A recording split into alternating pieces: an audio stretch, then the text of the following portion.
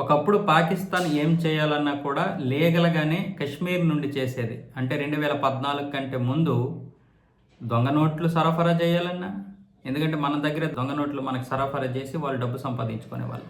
మాదక ద్రవ్యాలు, ఉగ్రవాదులు కూడా, ఉగ్రవాదులు రావాలన్నా సరే, ఉగ్రదాడులు చేయాలన్నా సరే, ఎటువంటి ఆర్డీఎక్స్ రావాలన్నా సరే కశ్మీర్ మీదుగా వచ్చేది. 370 అమలు ఉండడం వల్ల ఇటు నుంచి అటు నుంచి ఇటు ఎవడైనా రావచ్చు, ఎవడైనా పోవచ్చు. దానివల్ల ఇష్టం వచ్చినట్లుగా ప్రవర్తించేవాళ్ళు. పాకిస్తాన్ మన దొంగ నోట్లతోటే బ్రతికేసింది చాలా సంవత్సరాలు. కానీ 2014 తర్వాత ఈ 10 సంవత్సరాల కాలంలో డిమానిటైజేషన్లో భాగంగా తర్వాత భద్రత, కట్టుదిట్టమైనటువంటి భద్రత, 370 రద్దు, ఇవన్నీ చేయడం వల్ల పాకిస్తాన్ అడుక్కునే పరిస్థితికి వచ్చేసింది.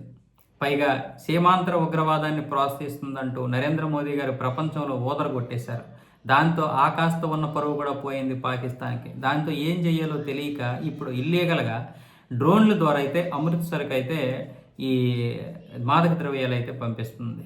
లాహోర్ కేంద్రంగా దాదాపు పంజాబ్లో ఉన్నటువంటి లాహోర్తో 180 డ్రోన్లతో మాదక ద్రవ్యాలను అయితే పంపించింది. అంటే మొత్తం 251 డ్రోన్ల ద్వారా, గత ఏడాది నుంచి చూసుకున్నట్లయితే 251 డ్రోన్ల ద్వారా మాదక ద్రవ్యాలు పంపిస్తే అందులో లాహోర్ నుంచి అమృత్సర్కి 184 డ్రోన్లు, అంటే 75%. అలాగే మరో 42 డ్రోన్లు పంజాబ్లోని ఫిరోజ్పూర్ జిల్లాలోకి, ఇంకో 14 డ్రోన్లు గుర్దాస్పూర్లోకి వచ్చినట్లుగా భద్రతా దళాలు అయితే గుర్తించాయి.